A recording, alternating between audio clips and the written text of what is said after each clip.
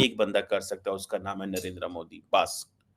और कोई बंदा ये काम नहीं कर सकता।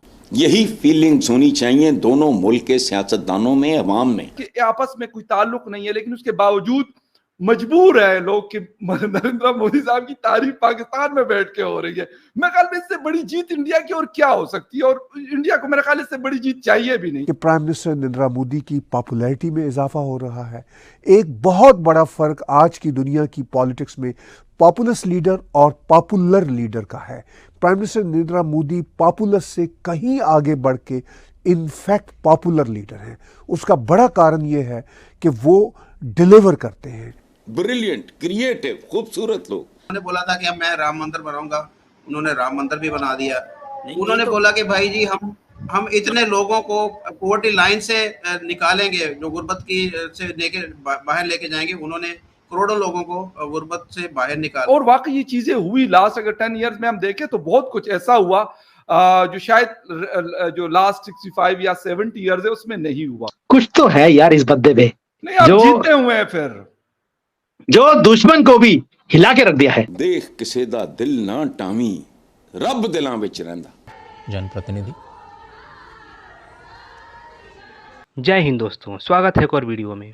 दोस्तों, सोमवार को पीएम नरेंद्र मोदी पटना साहिब गुरुद्वारे में रोटियां बेलते, कलछुल चलाते हुए और लोगों को खाना खिलाते हुए देखे गए। जो तस्वीरें सामने आई हैं वो मन को मोह लेने वाली हैं। मैं कहता हूं ना कि आपस में कोई ताल्लुक नहीं है, लेकिन उसके बावजूद मजबूर है लोग कि नरेंद्र मोदी साहब की तारीफ पाकिस्तान में बैठ के हो रही है। मैं ख्याल में इससे बड़ी जीत इंडिया की और क्या हो सकती है, और इंडिया को मेरे ख्याल इससे बड़ी जीत चाहिए भी नहीं। आपने बोला कि पाकिस्तान में मोदी जी के लिए रिस्पेक्ट है।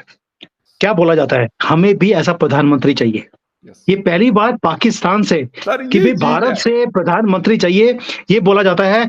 और मजे की बात देखिए, अगर हम मान लेते हैं कि पाकिस्तान हमारा नंबर 1 दुश्मन है, चाइना हमारा नंबर 2 दुश्मन है, चाइना में भी मोदी जी की या जयशंकर जी की जो स्टेटमेंट्स हैं वो वायरल होती हैं सोशल मीडिया पर, जहां पर गवर्नमेंट का कंट्रोल है। अब वो देखिए, जहां पर गवर्नमेंट की परमिशन के बिना आप सोशल मीडिया पे कुछ डाल नहीं सकते, वहां पर भी इनकी तारीफें की जाती हैं। जब दुश्मन आपकी तारीफ करना शुरू हो जाए, नंबर 1 एंड नंबर 2 भी, नंबर 3 तो है ही नहीं, तो उसका मतलब है कुछ तो है यार इस बद्दे पे। जो जीते हुए हैं फिर, जो दुश्मन को भी हिला के रख दिया है। पहली बात तो ये। अब दूसरा, मोदी जी ने, आपको याद होगा 2014 के बाद जब आए थे, पहले उन्होंने देखा कि मेरे कौन कौन सी खड्डे हैं जो मुझे भरने हैं इस देश के अंदर। फेक करेंसी का बहुत बड़ा रैकेट था। थैंकफुली आपको भी एक मशीन बेची थी हमने प्रिंटिंग की, हमारे ही नोटों की। पहले तो हमने वो पुराने नोट ही खत्म कर दिए। नोट खत्म करने के बाद उसके बाद आप देखा होगा कि कांग्रेस भी भिखारी हो गई, पाकिस्तान भी भिखारी हो गया। तो उसके बाद दैट मींस पहले हमने खड्डे भरे। 2019 के आते ही जैसे ही गवर्नमेंट बनी है, हमने 370 को अलविदा कर दिया और साथ में ही राम मंदिर का भी काम शुरू कर दिया। यानी कि जो पुराने स्यापे थे वो हमने खत्म किए। अब ये खड्डे भरने का काम खत्म हो गया। अब आती है पूरी स्पीड पे, यानी कि अब रनवे बन चुका है। अब प्लेन को टेक ओवर करना है, टेक ऑफ करना है, पूरी स्पीड से प्लेन को भगाना पड़ेगा पूरी फोर्स के साथ। और गवर्नमेंट ने बोल दिया है, मोदी जी ने, कि पहले 100 साल में मैं इतने बड़े बड़े काम करने वाला हूं कि दुनिया देखेगी कि ये क्या हो रहा है। इतनी स्पीड से काम होगा। और दुनिया का जो सबसे बड़ा फोरम होता है, जैसे G7 है, उसकी मीटिंग होने वाली है। उसमें ऑलरेडी मोदी जी को इन्विटेशन दे दिया गया है, यानी कि उनको पहले ही पता है कि प्रधानमंत्री कौन बनने वाला है। दूसरी बात, जो दुनिया के बड़े बड़े बिजनेसमैन हैं, उन्होंने अपनी फ्लाइटों की टिकट बुक करा ली है। वो सारे के सारे भारत में लैंड करने वाले हैं 4 जून के बाद, कि माई बाप सानू बचा लो, अमेरिका डूब गया, यूरोप डूब गया, चाइना डूब गया, अब हमें कोई बचा सकता है तो आप बचा सकते हो, क्योंकि आप 8% पे राइज कर रहे हो।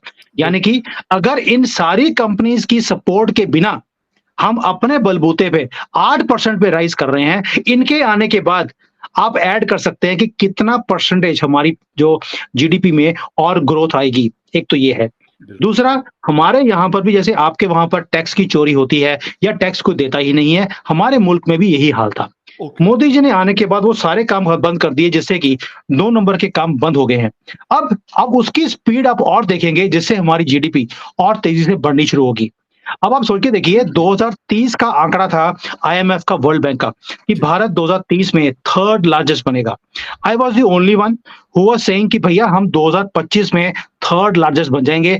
आज थोड़े दिन पहले आईएमएफ की रिपोर्ट थी कि 2030 नहीं 2027 में कर लेंगे।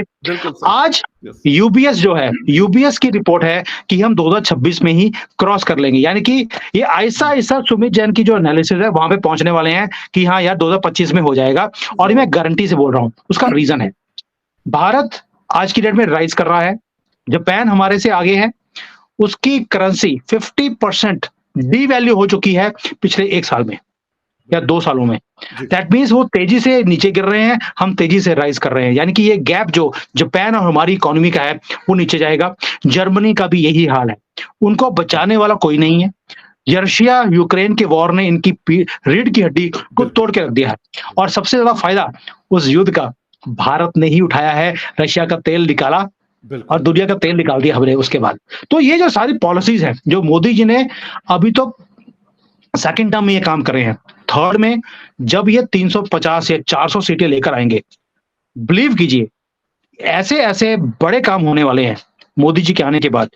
आप भी या तो गालियां निकालेंगे, एक मोदी जी तुसी की करता, या आप तारीफें करते रुकेंगे नहीं कि भैया प्रधानमंत्री हो तो मोदी जैसा हो। दोस्तों, देश विदेश से लेके पाकिस्तान तक में पीएम नरेंद्र मोदी की काफ़ी तारीफ होती है और वो ऐसे ही नहीं होती है। उन्होंने इसके पीछे इसके लिए काफ़ी मेहनत की है और उन्होंने जो कहा है वो करके दिखाया है।